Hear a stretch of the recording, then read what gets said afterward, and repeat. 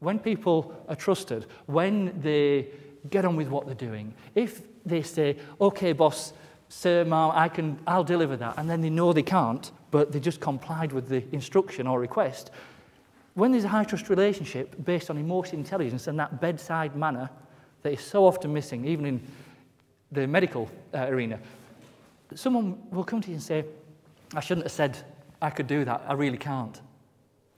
They'll only come and do that if they know that they're not going to be reprimanded, attacked, or undermined, or being seen as disloyal. Ever had that?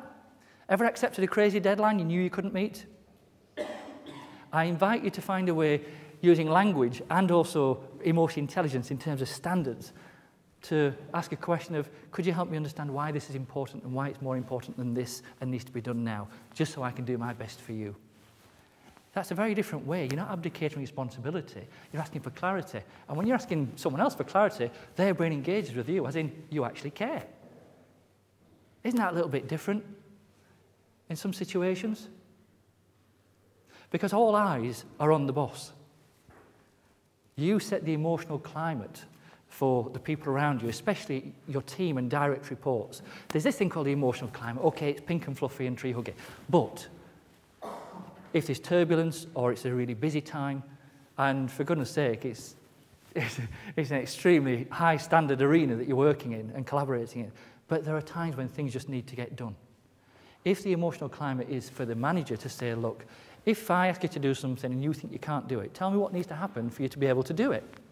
I'm trusting you to do that. Would you do it?